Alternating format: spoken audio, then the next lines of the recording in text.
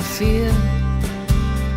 I'm clutching you so tight, afraid to lose. I retreat more each night. Where is my voice? I've muted myself, and in my shyness, it's you I repel. I will find my way to express my voice. I must find my way to ignite my spark. Find my way to me so we can be we. Find my way. The fractures between us rise into view. I cling to the scraps of the care that falls through. Where is my strength? I've crumbled apart, hiding from the truth. I've shattered my heart, but I will find my way to regain my strength. I must find my way to restore my will. Find a way to me so we can be we. Find my way.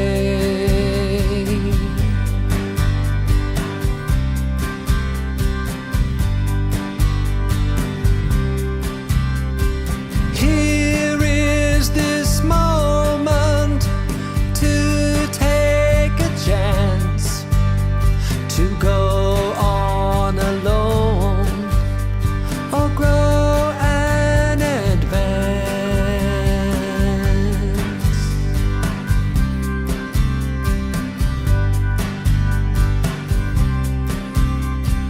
I will find my way to express my voice. I must find my way to ignite my spark. Find my way to me so we can be we. Find my way. I will find my way to regain my strength. I must find my way to restore my will. Find my way to me so we can be we. Find my way. Find my way.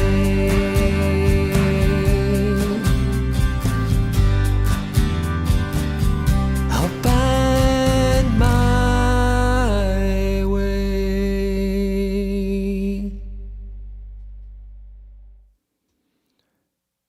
Happy Sunday, everyone.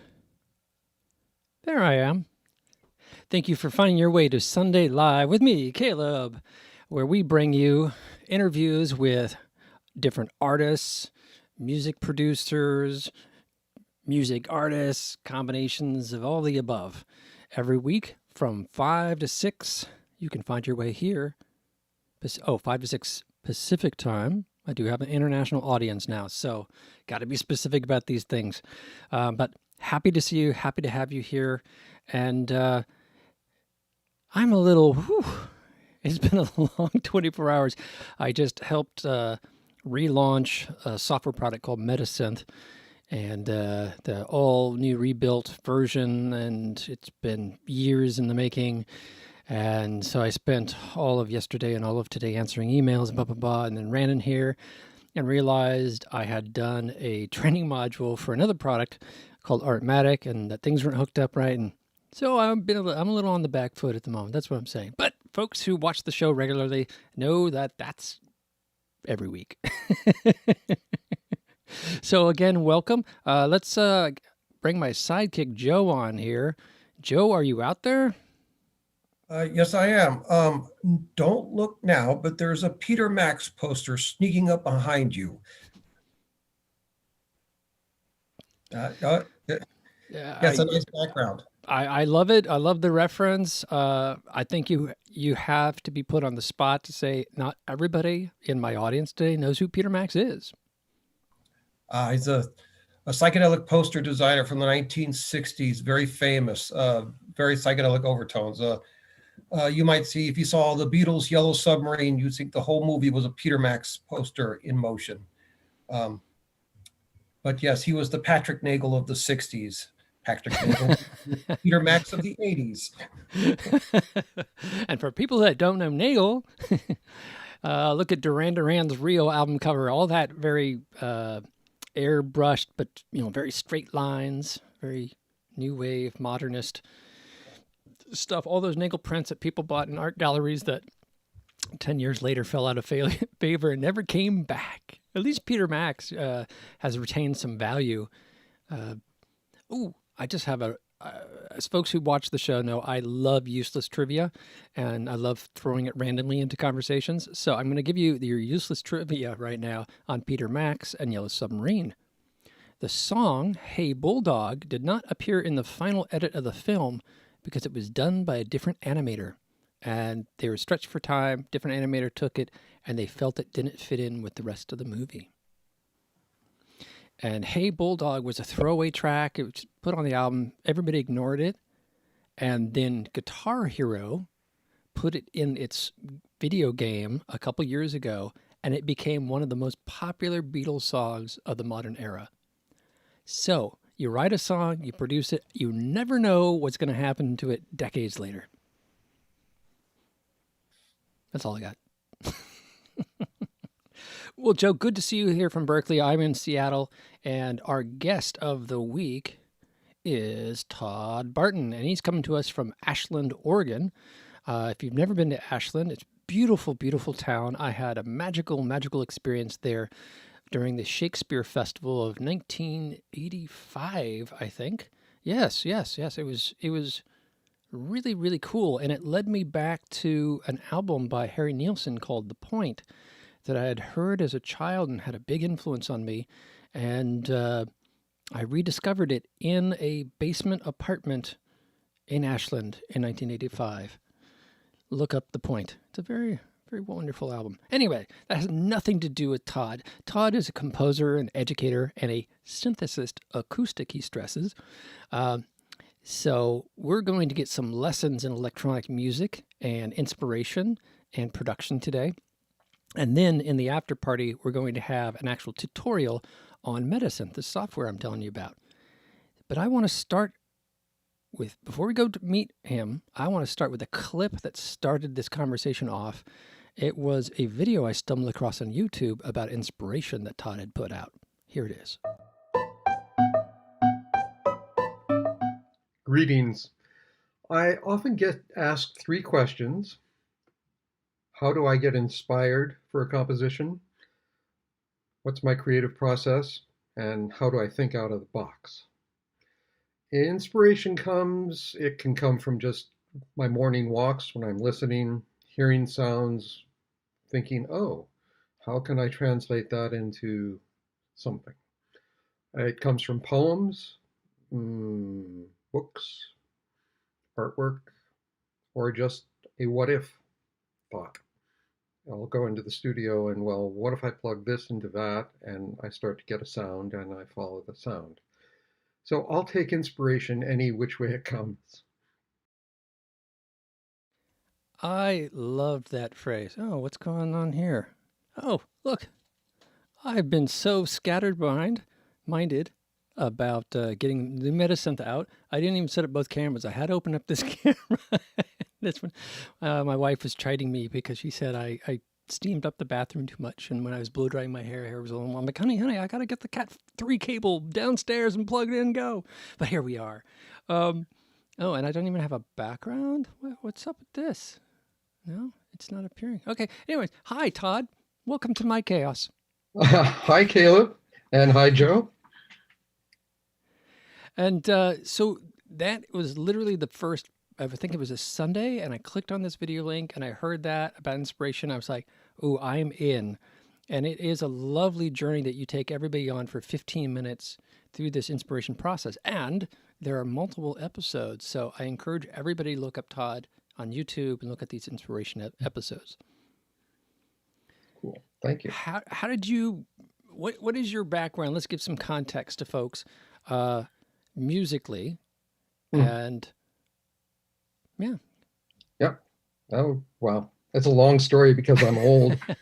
um, I, I was really blessed with good public school music teachers. So I was started like at the age of 5, dinking around on my parents' piano, and by the time I was 8, taking trumpet lessons, and it just sort of unfolded from there. So I was mainly doing trumpet for jazz and orchestras throughout high school and college, and eventually picked up the recorder, like the Renaissance and Baroque and medieval fiddle flute, if you will, and I became fascinated with early music and switched over from the valve trumpet to the Baroque trumpet, which has no valves and just plays the harmonic series. So that fascinated me for a long time. And then you mentioned the Shakespeare Festival. I ended up there in 1969 playing trumpet and recorder for pre-show and in the plays. And then came back year later after the day I graduated from Conservatory of Music as assistant music director, and then became music director, I think when I was like 21, 22, and did that for 40 years. And along the way, it was so great because I was connected with so many different kinds of musicians, both here in the Valley and the Rogue Valley, and also musicians that would come through, or I could go to different places, recording studios in Berkeley, San Francisco, Seattle, and Portland, and use musicians there as well. So I felt very lucky. So you've been in Ashland that whole time? Yeah. Wow. Yeah. I was briefly near you in physical corporal form. Yeah. Well, and odds are, if it was 1985, I probably composed the music if you saw a play. Yes, I Black Swan. I'm trying to remember the name of that one. It was a 2-person act, obviously. The big modern play was very sort of cubist, and it was everybody was climbing up this mountain endlessly. There's a big indoor stage. I saw Titus, and it was Titus Andronicus was what was playing in the Shakespeare stage, and we were told it was very rarely performed, and I remember how it was produced. It was very very well done. Cool. So yeah, I was lucky enough to be composing all different styles of music for decades, and using working with really great musicians along the way. And I mentioned me going to San Jose State University, meeting Dan Wyman, getting into the recording studio, but also there was another professor there who was the synthesis. I think he was sort of seen more as the theoretical synth math guy, and that was Alan Strange. And he had a big Buchla in his studio that filled up a wall, and that was the first time I was patching oscillators in with filters and a lot of things that now are coming back to me with my friend Eric's software, software that you also use, and you mentioned, did you know Alan or? Yes, yeah, I did. In fact, when was it? 2006. I finally got a sabbatical after decades at the festival, and used the time to go hang out with people I admired or want. And so I spent 3 days with Alan at his place, and he taught me a lot about the easel. And that's talked right. Talked about Don. Weasel. Yeah. Well, and his wife, Pat Strange, who's a violinist, but also had, the Easel Weasel band was Pat and Alan and Steve Ruppenthal, and I think Frank McCarty and Don all playing easels. And so that was a rare time in history. Yeah, now I'm going to give some context to Ashland for folks that aren't quite tracking with us. Ashland has an annual theater festival. It's called the Shakespeare Festival, but it's more than just Shakespeare, and you have to buy tickets way in advance. This was even in the 80s, way in advance. Go up there. We actually A friend of mine's father and daughter, they would go about annually. So me and a buddy hitched our ride and stayed in a youth hostel for the first time there. And that's where you do chores and whatnot. And then you get to watch theater for days on end and go to, training lectures with the actors. And it was really this immersion in that whole theater world. And it was the first time I saw professional two actor plays. I'd seen My Dinner with Andre, I think was the only thing I'd seen with two actors. And I learned just how intense that can be with just two actors and large play productions and whatnot. And so that's the Ashland Shakespeare Festival. And that's where Todd has gotten the pleasure to live. And it's also just a beautiful, beautiful spot in town. Oh, yeah. So I'm jumping all around today, as is my way. So going back to Alan, so because you met Alan, you were in music, you knew about San Jose State.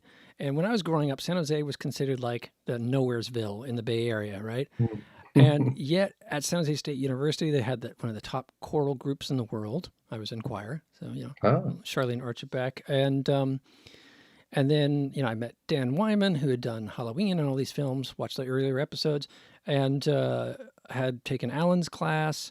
And I mentioned earlier before the pre-roll, I was saying, me and Alan didn't get along, but I don't blame him so much. I was I was so intensely dyslexic and ADHD at the time that I remember having a conversation with Alan and him looking at me blankly. And he turned to my girlfriend who was standing next to me and he said, "Could you explain what he just said?" And she would translate for me to him. So, cool. In all fairness. But he had, the Buchla in there, and I heard about, the performances on these analog synthesizers. And that's where I hadn't seen a modular synthesizer before that. I was younger, so probably the Moog keyboards. Gary Newman was probably my first synthesizer exposure, about 1980. So it filled in all the missing pieces with Buchla and Oberheim, etc. And these are all, for folks listening, these are all famous electronic music device makers and theorists. So yeah, the classics. So at what point were you pulled strayed from that whiskey prohibition underground of trumpet and jazz into electronic music? It was in Portland. I was playing Renaissance music with a group there, and met a fellow named Doug Leedy, who was also a friend of Don Buchla's and was also at the San Francisco Tape Music Center. And he was just starting to transition out of electronic music in the 70s. He had already set up electronic studios, I believe, in Berlin and Venezuela and UCLA, and had done an album called In Tropical Paradise, which is a 3 LP album done on the Buchla. And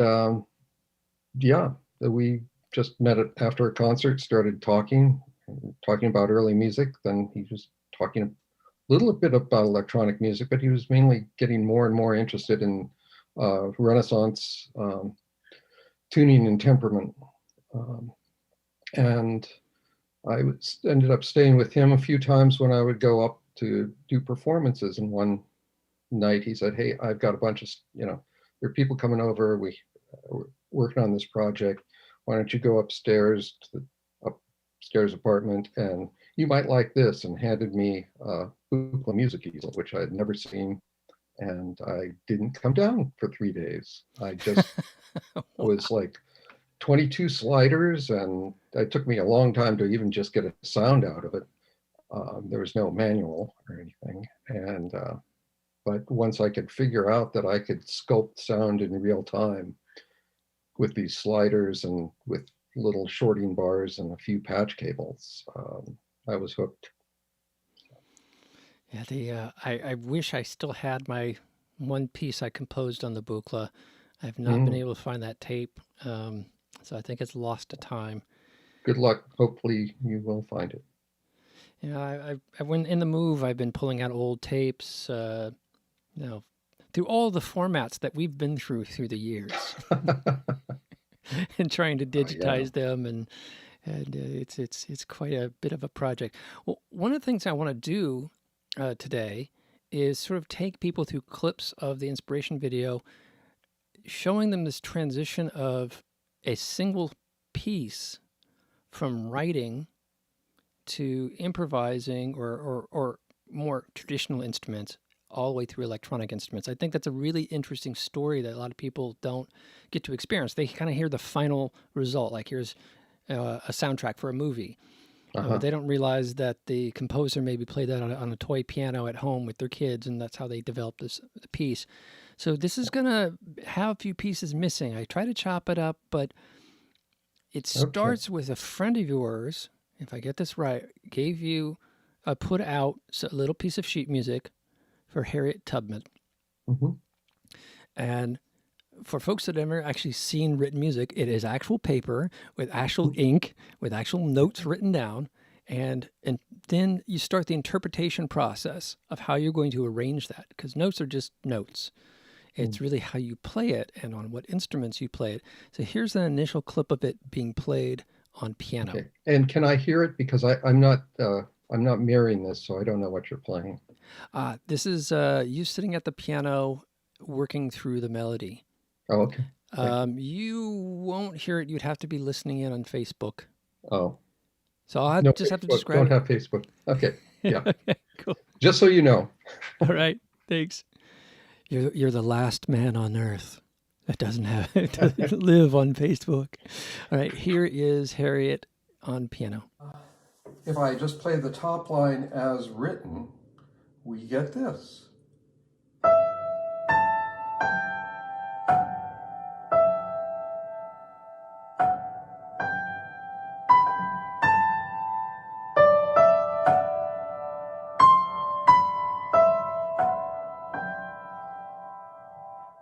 You'll hear that little one, so that's the only preparation in that line.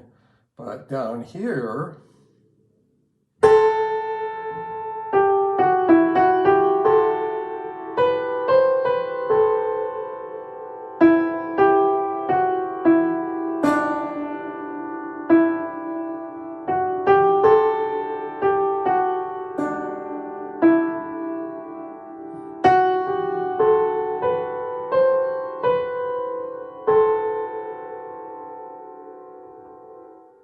we get this lovely preparation. And also this one.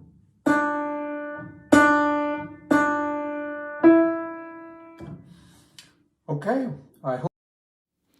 So you went from having this piece of paper with notes on it to sitting at the piano playing the notes, but I'm hearing that this is a prepared piano. Is that correct? So you've modified the piano, and folks, don't do this to your parents' piano or they'll kill you. But if you have an old piano that you can modify, you can actually get in there and do some really interesting stuff. Absolutely. Yeah. It's an old trick, but it still works. So you've taken the piece, you're playing at the piano, and to make the composition sort of become your own or take a direction, you've prepared this piano. How did you start first, going again from traditional instruments in the beginning, electronic instruments and software later on, but what was your inspiration for modifying traditional instruments? Actually, the prepared piano probably came from when I was a kid, maybe 8 years old, and the piano tuner came over. Of course, I didn't know what a piano tuner was, but it was a guy. And we had this beautiful Steinway upright, full upright. And he pulled this panel off the bottom and exposed the strings. And it was like, oh, wow, you can do that. And so, I had to wait around. And so the next morning when, I'd wake up and go downstairs to fool around on the piano so my parents could have some free time. So I pulled the panel off and just started messing around on the strings. And then, so I was aware of that. And then by the time I was in high school, an uncle gave me an old tape recorder. And that changed everything because I could then start, slowing things down, speeding them up, chopping them up, reversing them. So, yeah. Very cool. That's a great story of how you discovered. I think probably I didn't hear about prepared piano until I started getting to John Cage and all of what he was about, and in being at music at university. Before then, it was all really pop music, except I could not learn an instrument to save my life. Mm-hmm. And I, too, had a cassette recorder, which probably about that big, that I got for my birthday one year.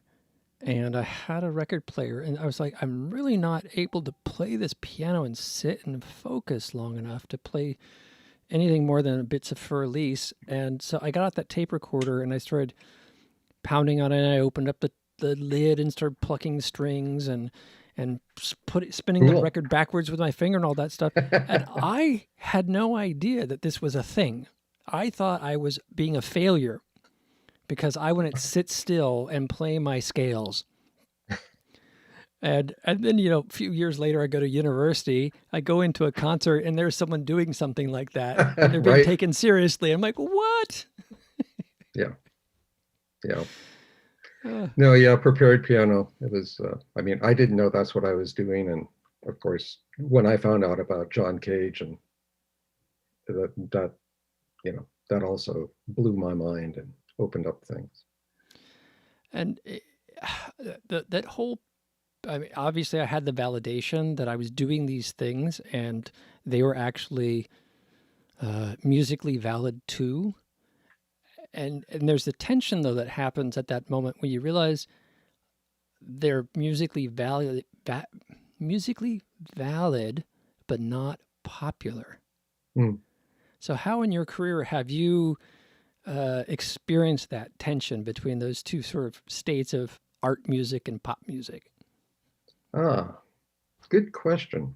Well, I've always experimented and always been able to do, like solo or ensemble performances from junior high on. So I've always had, been with a group and we could experiment. So that's really important to me, to explore and experiment on a daily basis. And to be able to do it with other people, it's great. And then, of course, I composed in high school, composed in college, and then got this gig at the Oregon Shakespeare Festival. And that in a way is popular music, because I'm writing music to underscore and to help tell the story of a play in usually a specific time period. And definitely it's a collaborative art, and I'm working with directors and they're wanting to, make the story as accessible as possible.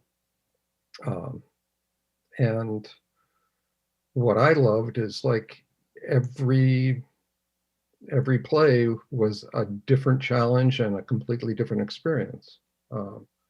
And I got a chance to do everything from, write sort of faux Renaissance music to faux classical or romantic or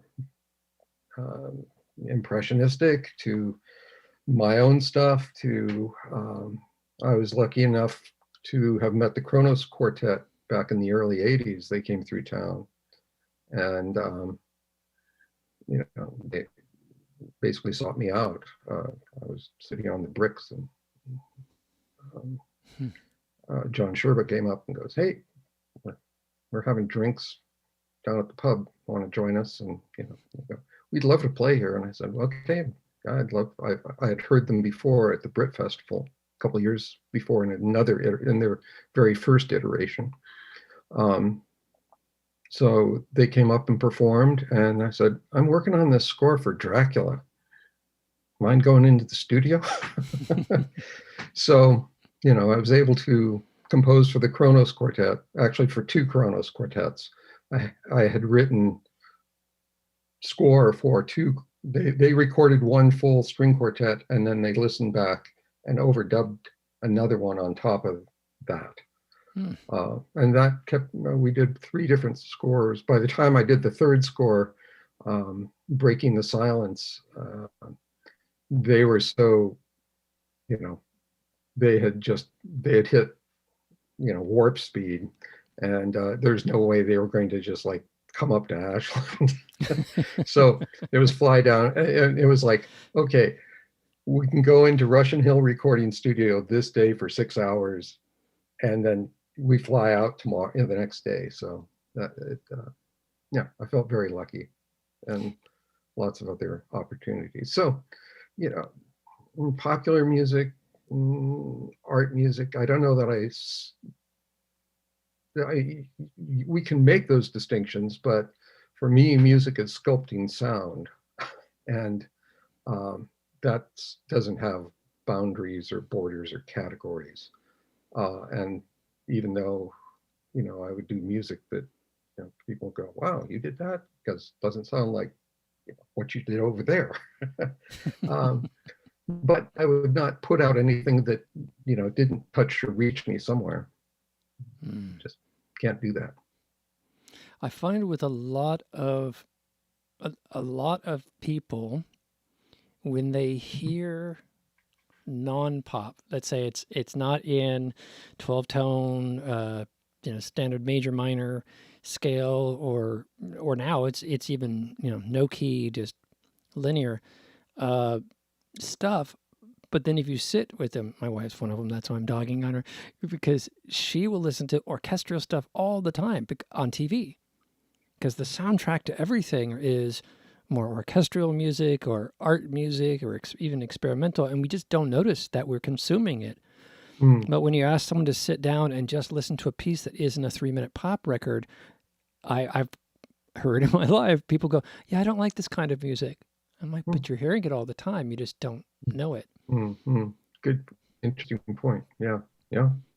To your point about sound sculpting and feeling it, you feel it. You went to see Dracula the play, and you felt the passion of it and the intensity of it, but you might not consider yourself a classical music listener. Right. Yeah.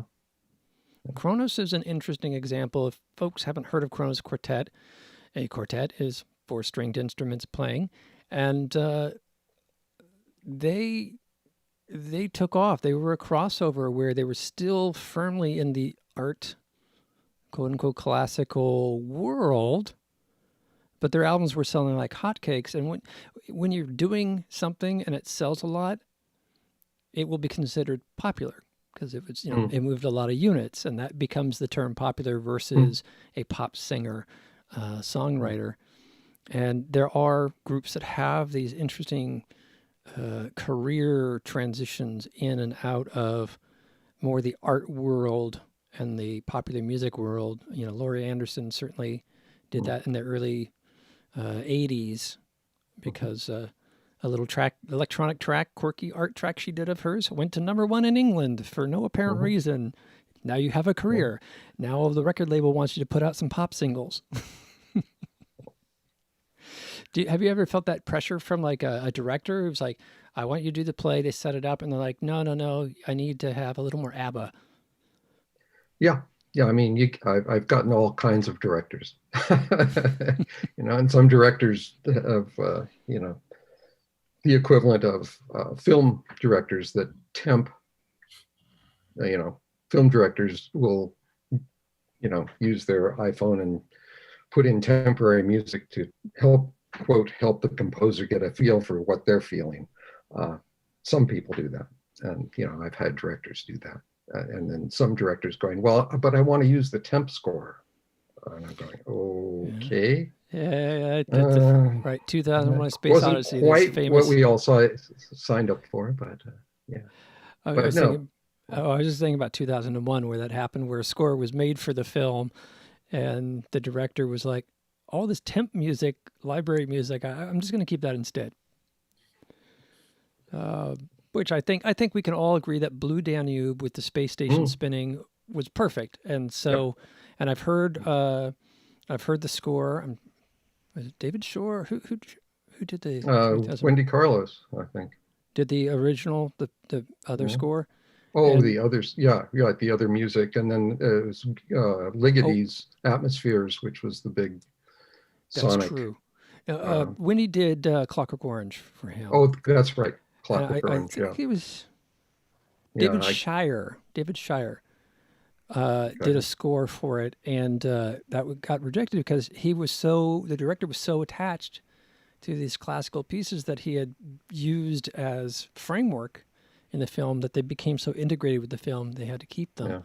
Yeah, yeah. Um, I want to play the result. You had this written sheet music, you played a prepared piano, and then you went into Pro Tools and recorded stuff. So I'm going to play a clip of the recorded piano part.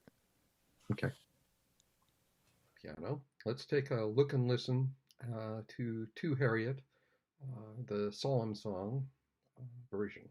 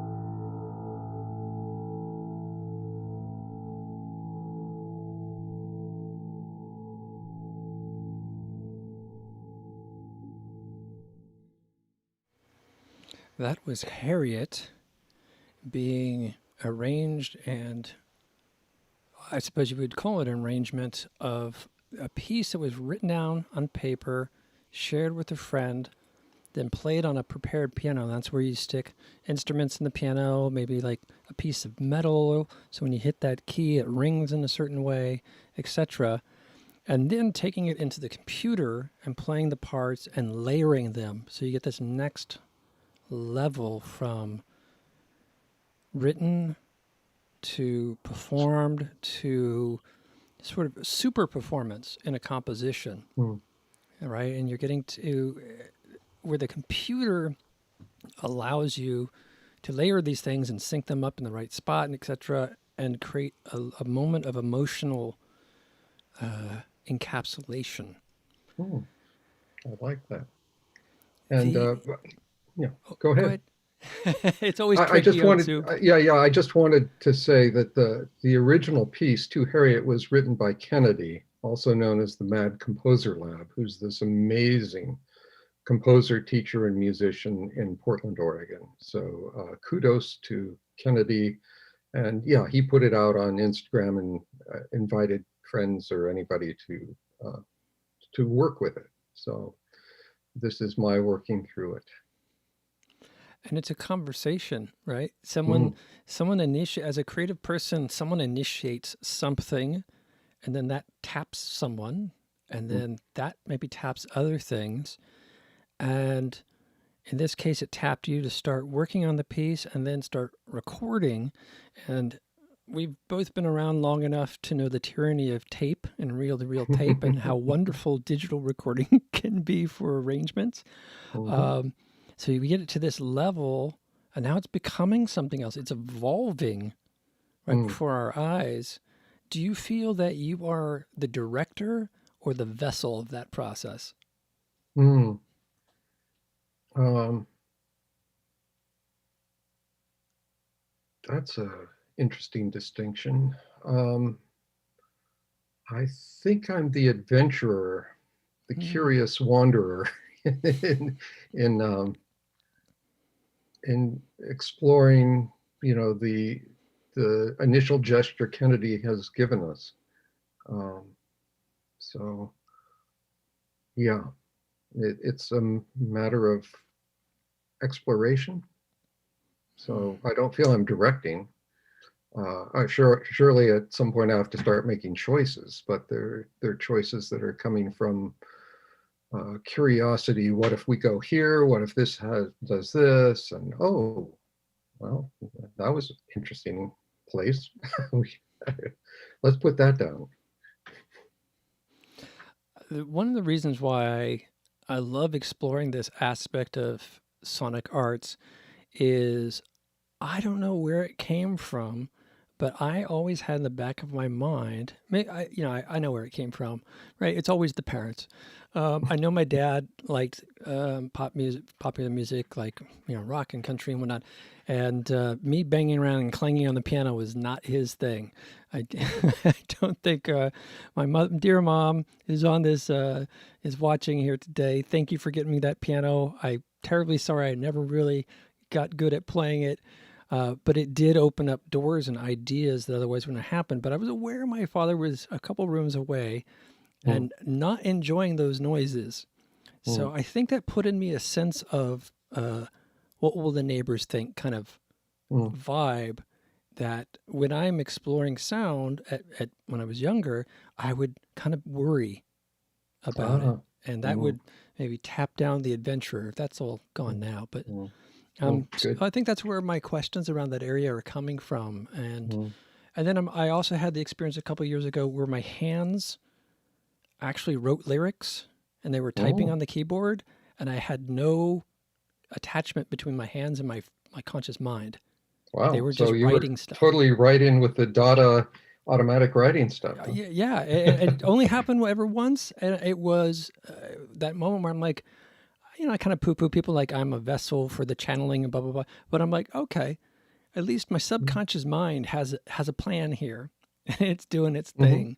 mhm, It's like the words were writing you. mm, mm. Yeah, and I had to go away for some time and sing the song at karaoke and all this stuff. And all of a sudden one day I'm like, oh, I think I get what it's talking about.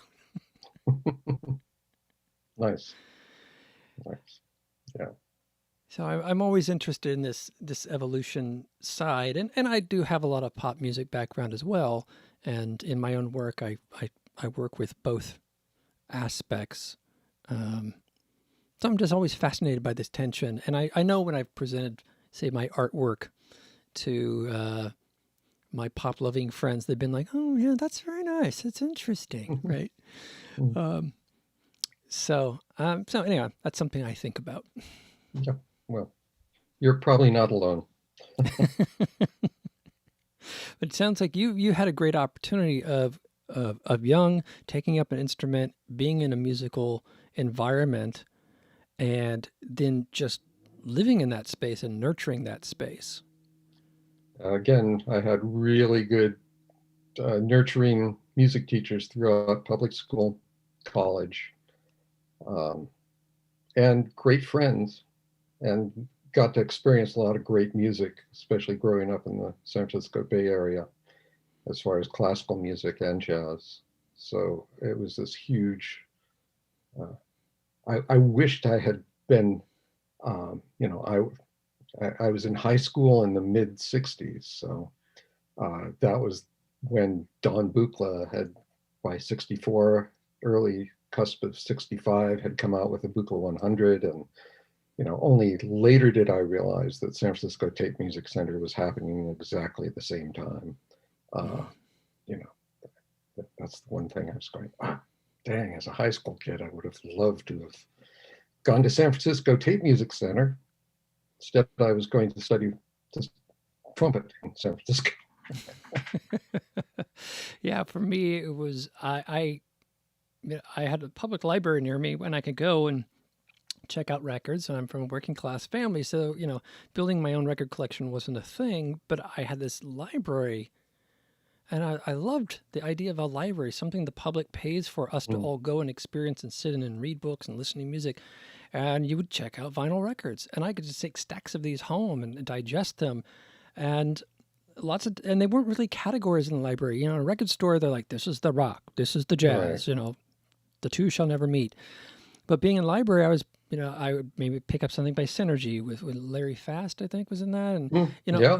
and the Beatles and ABBA. It was just all thrown in there together. And, the Beatles' White Album had a big influence on me, and it was a throwing of everything together.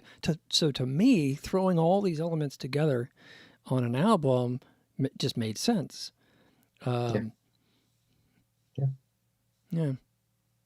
No, lucky. It's great to be able to browse, physically browse instead of digitally browse. To actually flip I guess through I should be records. doing this, but I can't use my thumb. So Yeah, it's definitely I would say in some way, not on the album level, not on this bigger experience, that people are browsing because Spotify or Pandora is browsing for them, right? It's pumping in random collections of songs along a theme. But I would argue some of my favorite memories is that going to like all sorts of different underground record stores and just flipping through those stacks and finding that little, what the heck is this? Oh, I got to take this home. absolutely. Yeah. I mean, I remember one of the other instruments I've played for 30 years plus is the Japanese shakuhachi. I remember when I was like a freshman in college, you could actually go into a Safeway and they'd have like a remainder $1 bin, maybe had 50 records in them, but there were these really, records that probably didn't sell. And I remember picking up this one, and it was in a forest, and there was this guy with this huge piece of bamboo, and on the back, everything was in Japanese. And it was like, okay, but I brought it home, and it was Watazumi, one of the greatest shakuhachi players ever. And I was just fascinated and blown away by what I was hearing. And another changed my life moment in the dollar bin at the Safeway store buying an LP. I can concur that most of the inspiration during that high school period either came from these 50-cent bins with random records. I'd find cassette tapes. People had dropped or broken in the street, and I would splice the tape together to hear what was on them. And most of the stuff I never would have discovered if I hadn't been willing to explore. Yeah. Let's hear it for curiosity. Curiosity. And folks, you can watch the full presentation about the Harriet piece on, tell me, Todd, what's the YouTube site? I think it's just Todd Barton, or if you type in Todd Barton on YouTube, it should pop up. Yeah, I think if you type in inspiration, Todd Barton, Barton. Yep. And it should come up, and there's several of these videos where you get to go through this process in a more detailed form. I want to take a next jump in the video where you talk about metasynth. And metasynth is a software application by a friend of mine, and Todd also knows him, Eric Vinger, and he made this in the 90s, and we just relaunched the product today. And this is a little bit on the inspiration of metasynth. I thought, this is an old trick, but it still works. I did metasynth, the software program, for years and years and years. I still use it a lot. And what I did was take my performance that you just heard, put it into metasynth, turned it into a sonogram, and as you can see, you see all the little dots where all the percussive beginnings of notes are. And then, since it's a sonogram, doesn't matter what it's played back on, but also the old trick is I just blur everything out, and then I apply a filter so the whole picture fades in and fades out. And then instead of having it played back by a piano sample, I had it played back by a string sample. And those, what were dots that are now blurred, tend to breathe. They give this overall nice breath, and especially played back on strings. So, this is where my mind goes. The Gregorian chant, metasynth are arrows in my quiver. So rather than beat myself up about what I can't do, I figure out what I can do, and that excites me. I loved that quote, and that excites me. Rather than beating myself up for what I can't do, I think about what I can do, and that excites me. And this concept I was talking about earlier about feeling like I couldn't learn an instrument, or I'm making banging noise, that has always been inside me. And you've said that phrase, and I just felt I don't have to worry about it anymore. Excellent. You don't have to worry about it anymore. Which is ironic, because in a lot of these episodes, I'm talking to the audience about letting go and experiencing, exploring, and then you turn it back to yourself and realize you have your own little hang-ups. Do you have any of those? Oh, absolutely. Demons? Oh, yeah, of course. I mean, it's part and parcel of the creative process. I have a few really good composer friends that I've had for decades, and we form our own support group. One in particular is Larry Dellinger, who's in his 80s, and we both composed for theaters around the country, and he also composed here at the Oregon Shakespeare Festival. But I'll be working on something and totally go, oh, I can't finish this. It's just everything's stalled. I've rewritten it 3 times. I've thrown out this section, tried to, and I'll call him up and I'm going, it's done. And I even give myself advice that, William Stafford, the poet laureate of Oregon, was able to record some of his poetry and things. And I remember a lecture he gave. He said, when you get blocked, just lower your standards. And so I try lowering my standards. Sometimes that works. It's also like trying to do an oblique strategy or something. But there come the times where not even knowing that helps. And, and Larry just goes, yeah, well, you do know it's going to pass. And I go, yeah, right. So you just wait it out, a couple days later, then everything starts clicking again. So, but yeah, it's, my favorite quote was some guy on Book TV. They asked him what the creative process was. And he said, it is oscillating, bouncing back and forth between 2 poles. One is utter fear, and the other is serendipity.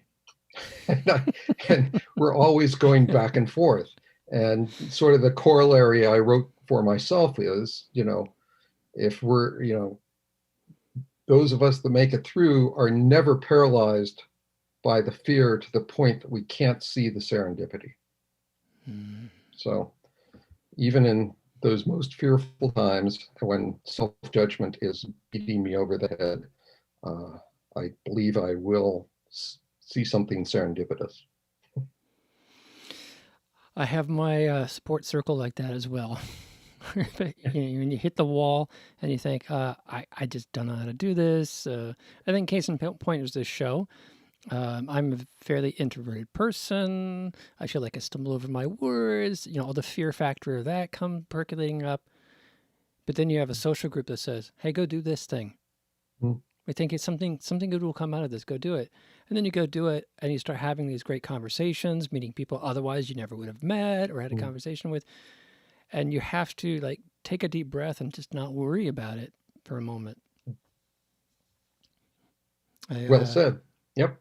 Yeah, and but it takes a lot of conversations. I know Joe became my sidekick on the show. One of the reasons why I said, Joe, sometimes I'm stuck, and could you be there? Could you just be there, so that I know if I get stuck, I've got someone who has my back. Awesome. At the end of the round, I am his corner man. And I just catch him up for the next round. I want to say your metaphor of using oscillating between fear and serendipity. I think it's that fear that gives you the serendipity, because comfort is just is an entrapment. Fear is a gift, and getting out of your comfort zone is a world of exploration and discovery. That's where the wonder takes place. That's where the serendipity takes place. I think fear is a gateway, and to walk through the door of fear is almost a privilege, because therein comes the serendipity. And it's just discomfort enough. If you're in a level of discomfort, take comfort in that, because that's where the creativity process happens. You stop being afraid of yourself, of other things, and reaching out to others. I think that's a great point. Boy, thank you for that. Thank you. Yeah, it reminds me. I remember at one point, actually, before I wrote the Dracula score, I was going, and a really good friend who was a composer, John Geist, who had also written for the Kronos. We were having a conversation, and he goes, "You know what, Todd? I think you're complacent." And I just went, "What?" He said, and it's like, okay, it's a good thing we're friends, because that one was hard to take, but he was right. And, boom, it was, I was getting too comfortable, and it's too easy to rest on, technique or something. Yeah. So thank you, Joe. Of course, that you're very welcome. That's what I see. It's therein lies the adventure. Yeah. So I'd like us to take one step further in the adventure. We mentioned the software. We saw a little instruction on that software. I want to play a clip from Harriet being done in metasynth. This sort of progression of this composition, again, from paper to prepared piano to recorded piece, and then using software to take that piece and shift it in a whole new way. And here's a small portion of that iteration called Surge. You can find all the iterations on my SoundCloud, which I'll leave a link to.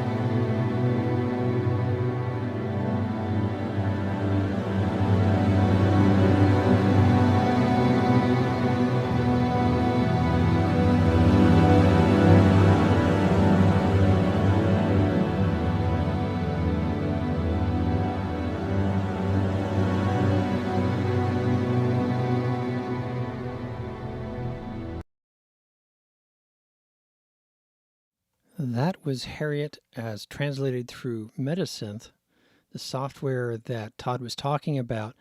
And he went on this journey from a friend posting this piece of music about Harriet Tubman and asking folks, hey, do something with this composition, and exploring that on initially the piano, then recording in Pro Tools, which is a software application where you can record bits of music and compose. A lot of famous albums were recorded in Pro Tools, and start layering things and arranging things. And then he thought about Metasynth, this other tool in his quiver, and took the piece into that and modified it further. And now we've gone from a piece of paper into this lush sonic score that you just heard. And check out his inspiration video. Type in inspiration in YouTube. Go ahead and fill in Todd Barton, Barton, and you will get a couple of his videos on inspiration. He also has a lot of videos on analog synthesizers and modular synthesizers and modular theremin that maybe we'll get a chance to show later. But I was really captivated by this journey and the idea of going on this journey and letting go of your fears and demons and thoughts and just exploring and letting the first thing morph into another thing, morph into another thing. I'm going to play, oh, I think Todd's back. Yep, I'm here. So you get to this point in your composition process. How do you know when you're done? Great question. 50% of art is knowing when to stop, right? So I think it's a matter of just intuition and balance, and it's how do you know when a piece of art is done? That there's a lot of working, and then it's that maybe that last stroke that balances everything. I'm making that up. I don't know. But for me as a composer, sometimes it's really important to figure out how to end it. And it's also really important to try to figure out how to begin, because beginnings are encapsulate the intent and gesture that is going to then unfold, hopefully. Yeah, the intent of the beginning, that's a great idea. Like when you get to the intent of the beginning, then you kind of inherently know it's probably done. I know maybe. Yeah. Or it's when the director rips the score out of your hand, says it's done. We got a production to do on Tuesday night. Yeah. Todd, stop it. Actually, intent, that reminds me,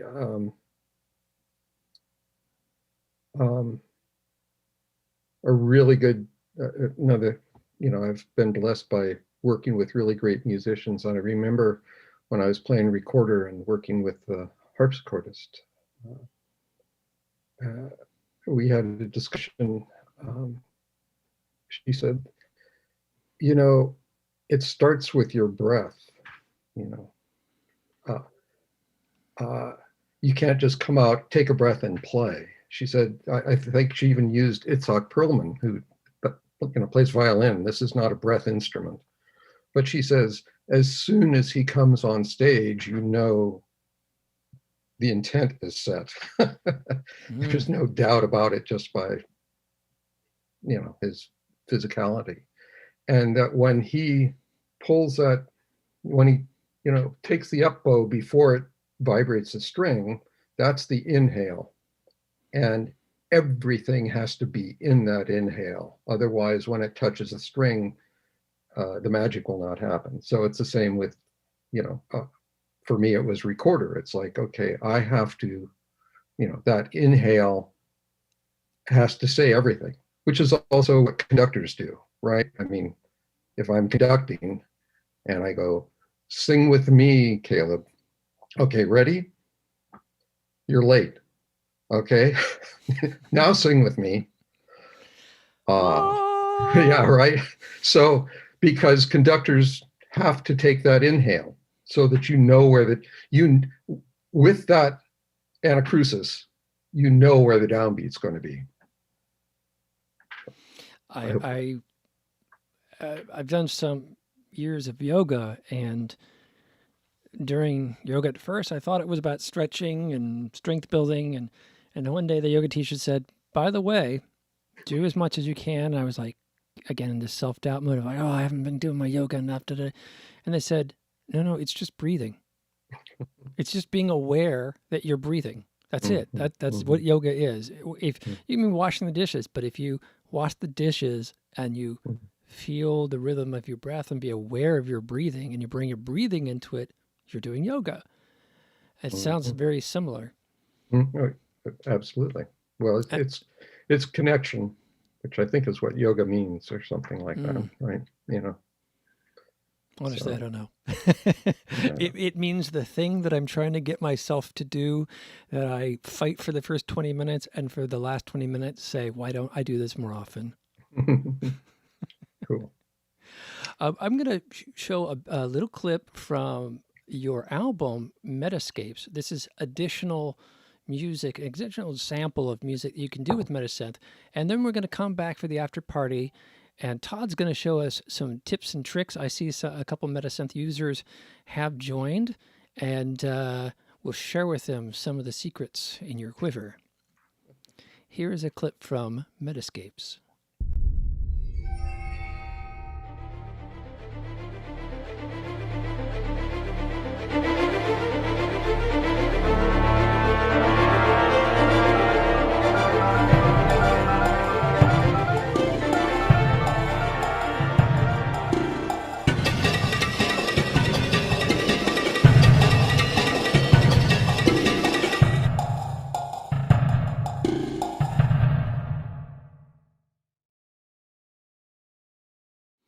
That was a sample from the album Metascapes by Todd Barton.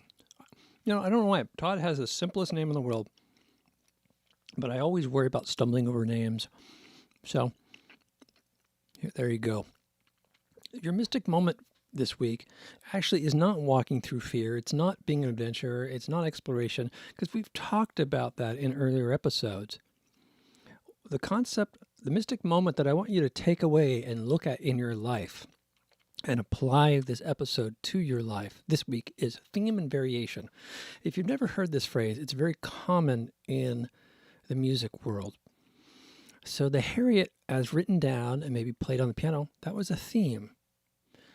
And then you may write something that contrasts with that theme, or uses that theme and changes it up a little. So if you have a daily routine that you're doing every day, that's maybe your theme. But maybe today you're going to have bacon, not eggs. Maybe today you're going to shower before breakfast, not after. Look at your habits this week and take the opportunity to see what your patterns are, and find little moments where you can shift your pattern into a variation. And that variation opens possibility. That's your mystic moment of the week.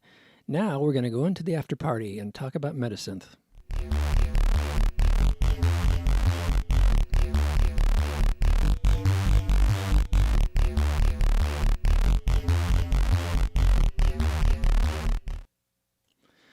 You are in the after party, where we loosen our collars and talk about what's underneath the hood of things.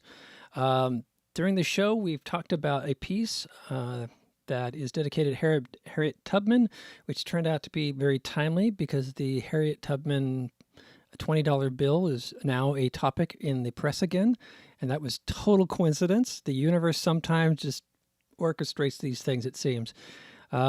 And we talked about how an idea can go from one person to another person, from one tool to another tool, and evolve over time.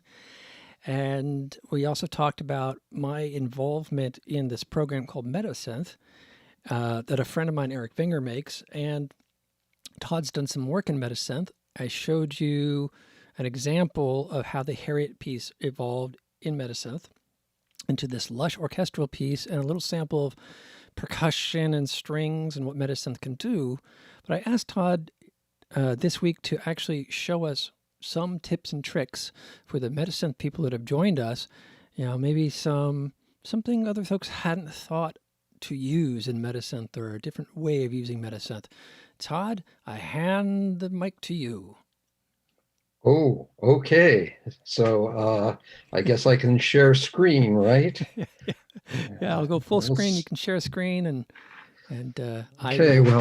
Well, welcome everybody. And I tell you, there's probably power users out there. It's been a while since I do use metasynth, but I was really using it a lot back when I became aware of it in 2000, and for at least 5 or 6 years, pretty much was my go-to thing. But it's sporadic. So that's the caveat as I proceed and see if I can do this on-screen thing, which I've never done before. So I will share screen. Hopefully you will still be able to hear me talk.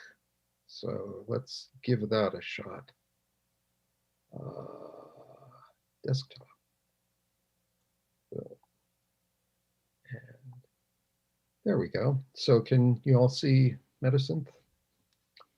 Excellent. Thank you, Caleb. So yeah, this is I'm guessing the clip you played, Caleb, was just the result of using metasynth, not how I got there. Is that true? Okay. Yes.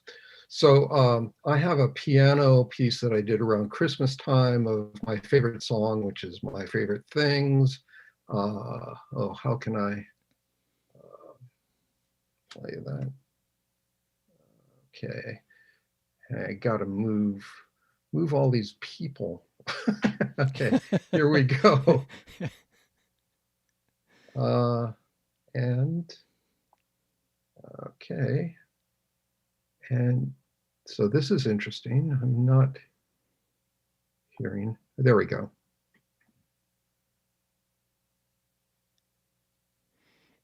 Now, I don't think we're hearing it, Todd, because when you clicked on share, Zoom's kind of tricky. There's a checkbox that says share sound. Oh, okay. So go ahead and stop the share. And then when you click share again, I think it's on like the lower left, and you'll be able to add sound. Aha. Thank you. Sounds good. Fantastic. Zoom's got weird settings all over the place. I want to take over that company and redesign their user interface. Okay, so take 2. So I clicked the sound. Let's see if you hear this. Nope. That is unusual.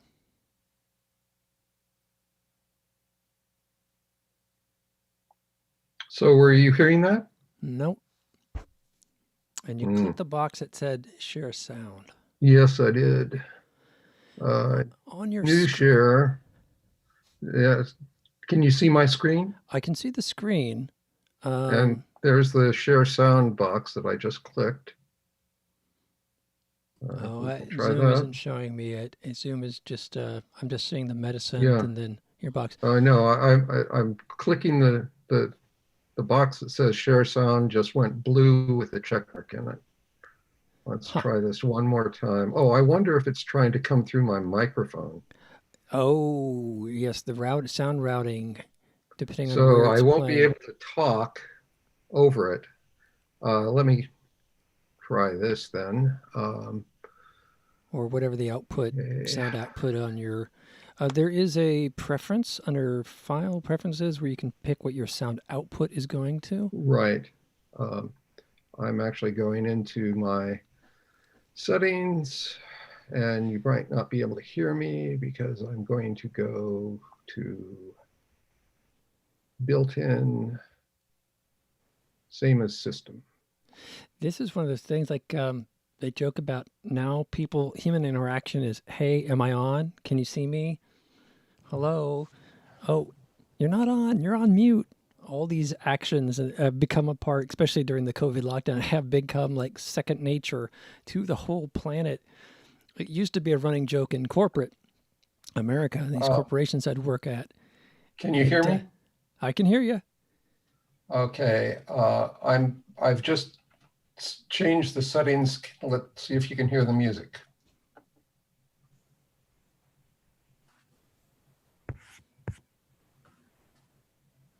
Nope.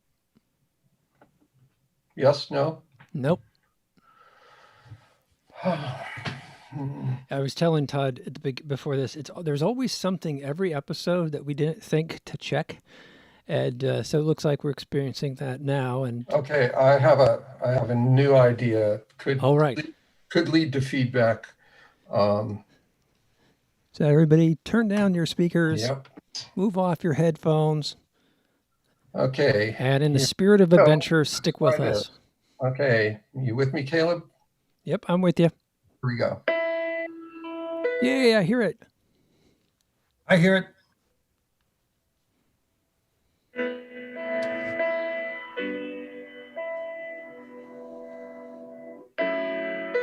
Okay, so that's my favorite things. And let's see. These are a few of my favorite things.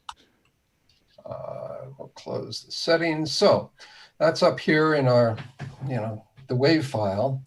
And what I did with Harriet Tubman and what I'm going to do with this is go ahead and go down to fit current sample to the screen. And I'm going to use quarter tone scale up over here. And I'm going to press the letter N. And theoretically, there we go. And so now we should hear. And that's the image synth playing it. And for people that don't know metasynth, what are they looking at here? At the top, you've got this recording of the piano. Yep. And then this is a fast Fourier transform. So it's like they're looking at the image.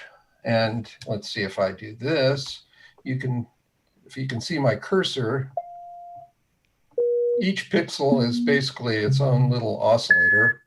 And this is a spectrogram that is being played. I'm just playing randomly, but now if I hit the space bar, we will hear this sonogram played back.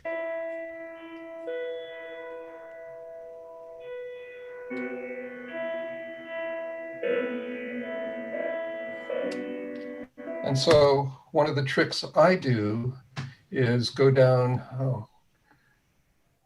this window keeps, blur is I can decide, right here I have 7 pixels. So when I click on blur, it's like a Photoshop thing. It's just going to blur these all out. And I can further, that looks good.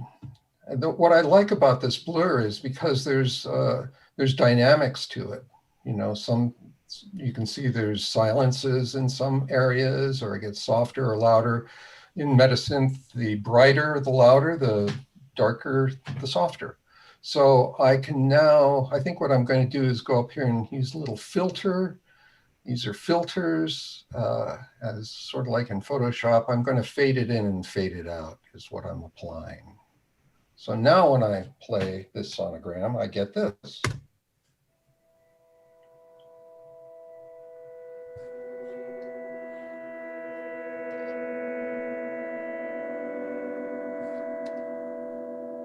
Can you hear that okay? Yeah, I can hear it great. Yeah, Okay. you've converted from a piano into kind of like a Debussy, impressionist Yeah. piece. And now, my favorite trick is, this is just being played back by sine waves like that. Okay. You're hearing a bunch of sine waves play that back. But I can go over here and grab a slow orchestra, for instance. And now when I play this back, it's a totally different ballgame.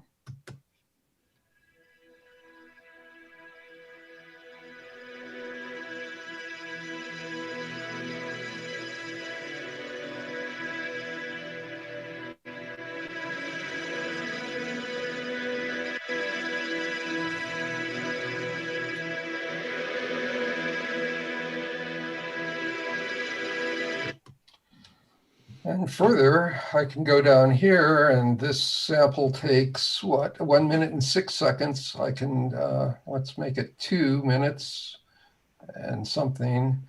And actually, I can now transpose octaves if I want. I can do it either here or, let's see if I take this down an octave up here.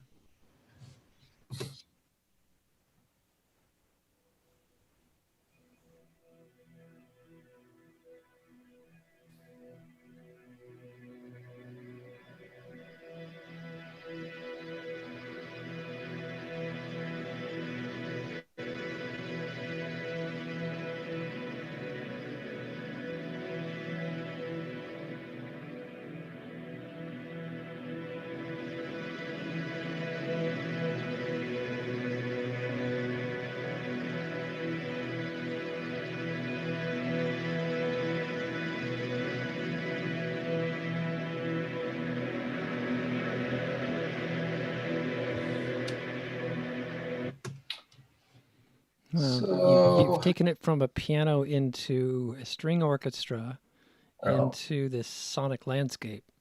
Yeah, and then I can erase the sonic landscape and see what's over here. What do we have here? I want to fade that in too, so I'll go up here and grab a...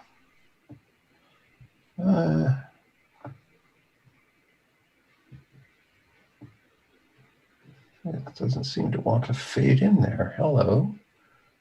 Or maybe I need to be right up on it. Okay. There we go. So now I just...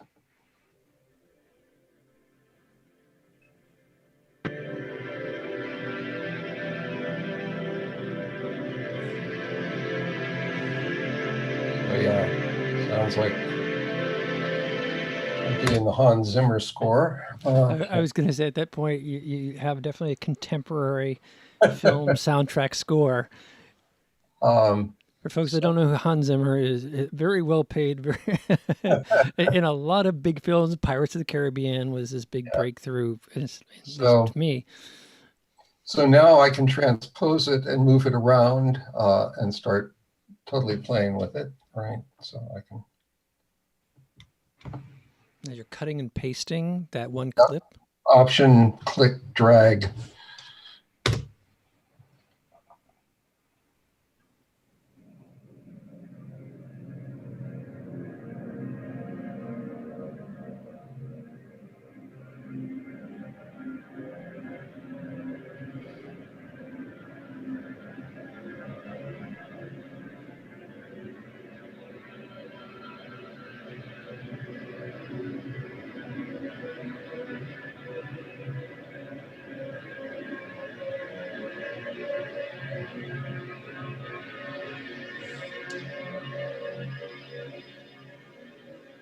Yeah, so that's a completely different feel.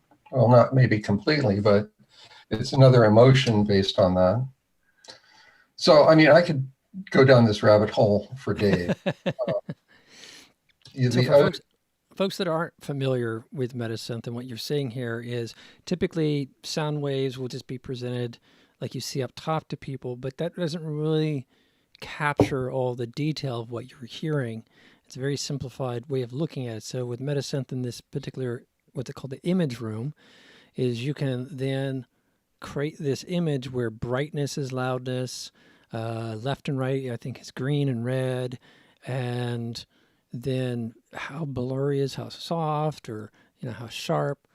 And suddenly you're taking this visual metaphor and applying it and manipulating the sound through the visual metaphor. Absolutely.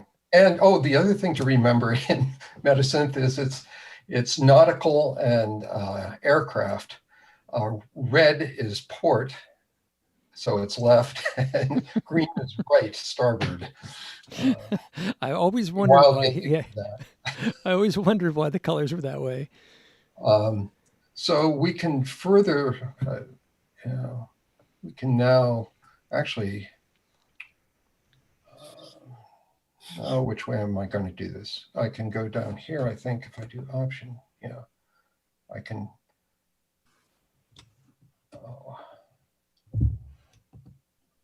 Oh, guess not. So I just shrunk it, and I'm going to.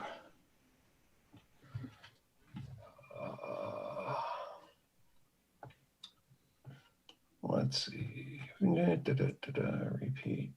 It's been so long since I've done this. No problem. I think it conveys that exploring aspect. When you sit with something, you have to take time with it and explore all of its elements. So I'm going to do that, and now I'm going to take this down to like the whole screen is going to be like 11 seconds. So this is going to be now a very short sound. So that's the beauty of this. I can take it up an octave or two. And we're getting into, 2001, and I can, let's see. Okay. Oh yeah, right. I mean, we can now get totally crazy. There we go. Oh, I've never seen that before. Oh yeah, we can twist and turn everything. So, and now I'm just, with these filters, they can be like, think of them as an envelope. So I can do that. Now, so we've taken our orchestra, gone into this sort of metal metallic. The monster attacking you in the film. Right. Monsters. Okay, so we'll do this. All right. And this is one thing that strikes me about metasynth is one moment you can be doing like a recording studio piano, and then you turn it into an orchestra, and now you've manipulated it further, and now it's more of a sound effect of a creature. There we go. So yeah. And then we can have that played back by drums or something. I don't know.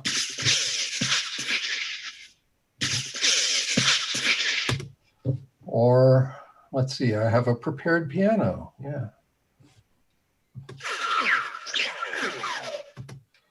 Actually, better to see the paired piano if I think I did this, something completely different, just an abstract score.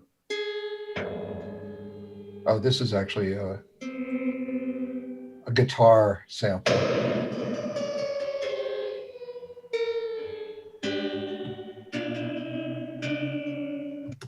But I can do it with, oops, prepared piano, if I recall. Let's double check that. Yep, this is prepared piano in shakuhachi. One of your more popular ensembles.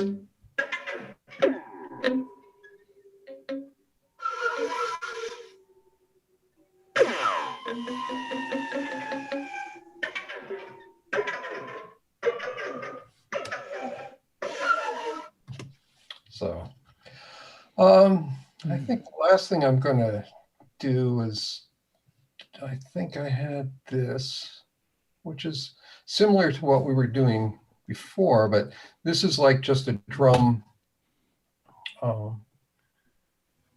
Here, let's see. The kick. There's stuff all over the place. But this is just a, sort of, you can go over here and let's see. You can just do this, like repeat notes, right? And go down here and decide what the interval is. So. And then you can just change the scale on it too. And being a drum machine, that will change which instrument gets hit. Yeah, exactly. So we take it up an octave. Oops, did go up.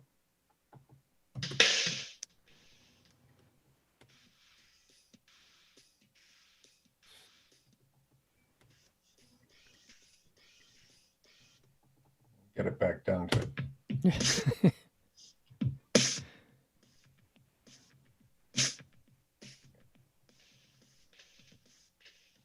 And then, if you do, even though we're using that, if we go down, blur it again, that brings a different quality to it.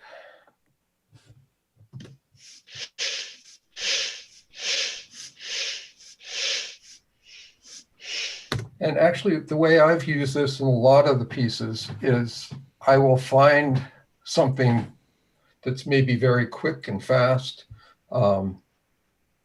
and very staccato percussive, record that, then use the exact same screen and have it played back by something else, maybe in the bass range, and lose a couple of the lines, and then have it played back by strings or something more washy. And so from just a single image, by going through, I guess we'll link back to you, Caleb, variations on the exact same screen, but just by manipulating it different ways and recording it at different bandwidths, high, medium, and low, I've been able to create complex pieces that actually are just coming from layering these together separately, or, in like Logic or something. No, I said I actually hadn't thought about this from the theme and variation idea, but you're really doing that. You've set up your input is your theme in that sense, and then you're just manipulating it over time and seeing what comes out of that, right? That exploration, and then you'll take a piece and maybe set it aside, and that's a piece of the building that's in the bucket, and then you take another piece, put it in the bucket, and then at that point you're scoring it or arranging it. Yeah. We can go back to where we started, and I love the beauty of these filters that change, the colored filters change placement in space. And so once again, that drum sample, I know we've done this before tonight, but now doing it with strings and making it longer. And oh yeah, I like these fade in thingies, right? Okay.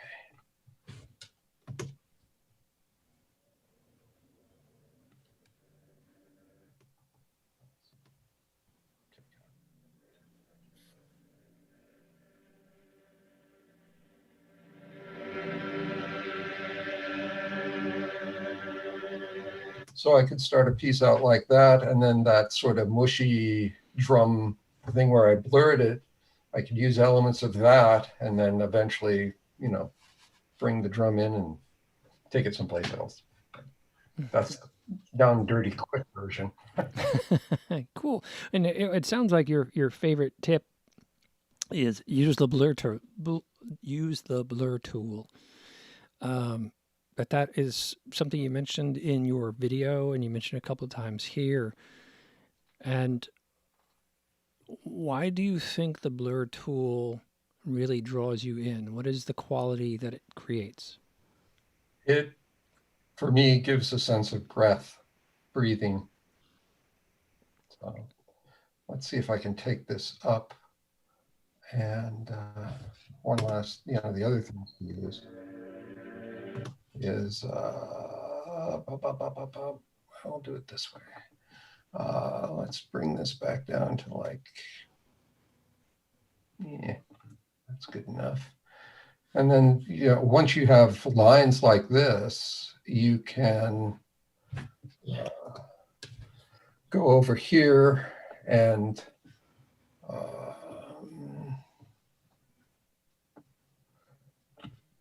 bracket that and hit like pulse and break it up. And then we can start getting this sort of Steve Reich phase piece, especially if we start changing the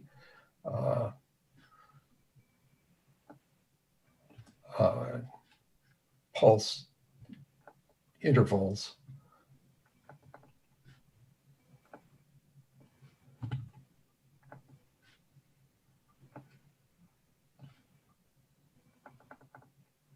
I have no idea. I have no idea, but we'll see.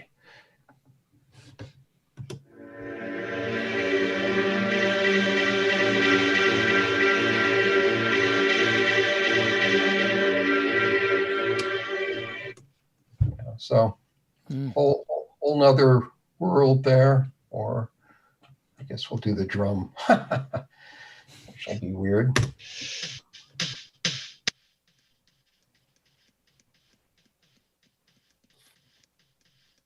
Nope, I heard a crackle and the audio went away.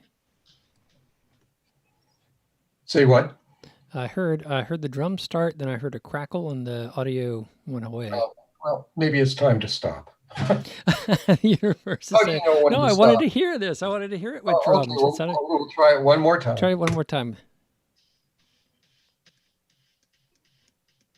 I can see the meter bars going up, but I don't hear the output. Okay. Something about the studio. All right, the studio's decided that it's given enough tips and tricks for one day. I want to thank you so much for being on the show today, sharing your journey with music. And I think it's a very rare opportunity that most people get to actually hear a composer and arranger talk about their work. I find, in my experience, that world tends to be talking to itself, either in industry or in academia.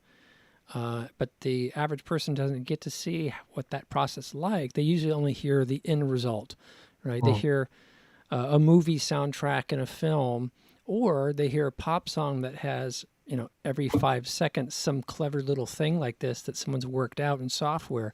I just heard the big hit this year is Driver's License. And in the beginning of this single, you hear the door is open pinging bell, but the pinging bell then morphs into a piano. So the rhythm of the ping, ping, doors open becomes bing, bing, bing, morphs into this piano sound and starts off the song. Most people feel that, and they just hear, oh, I heard the door, and then the song started.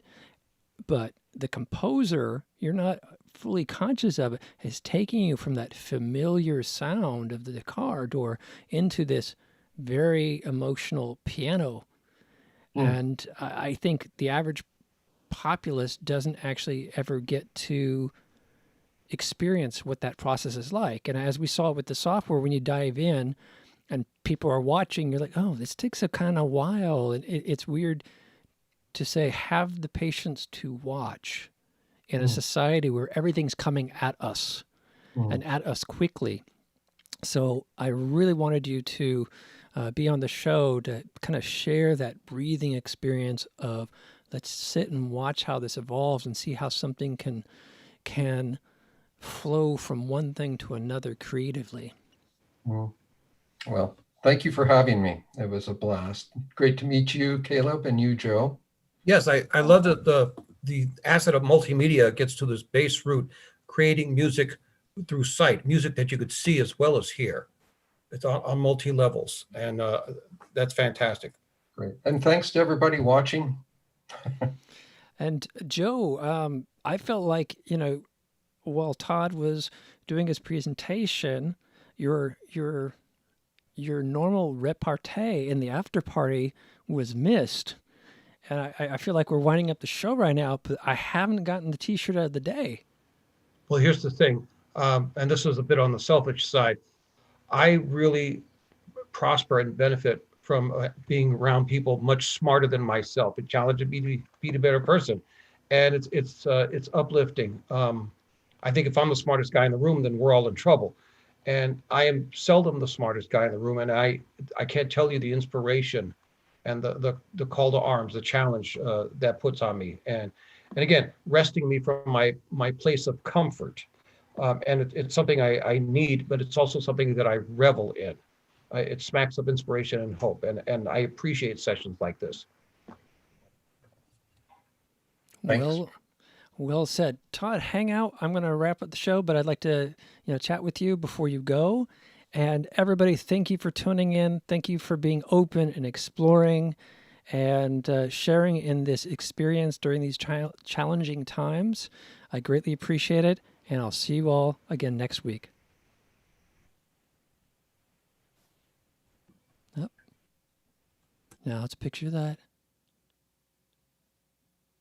Hey, you can contact me on Facebook, Caleb Duart, or check out my bands on Bandcamp. We've got some country rock, we got some goth industrial, we got some sexy electronica, and we have music videos on YouTube to go along with that. Thank you again for tuning into the show and listening to our guest, Todd Barton, and tune in next week for something completely different.